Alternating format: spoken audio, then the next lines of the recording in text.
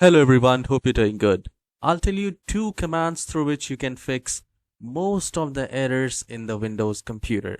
Whether you're using Windows 7, 8, 10 or 11, you can repair your computer by only two simple steps. So here in the start icon or click on the search icon and type CMD and run as administrator. Click on yes. And then you will find a new window, a new black screen like this.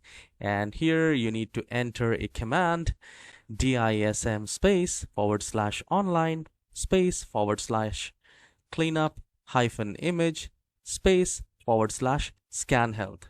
This will begin the system scan and it will check the whole computer.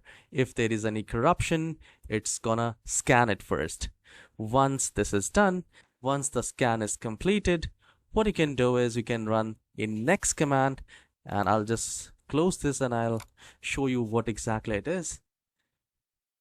Run as administrator. I'll click on yes. Now here, this time we will type, instead of ScanHealth, we need to type Restorehealth. I'll maximize it so that you can type it.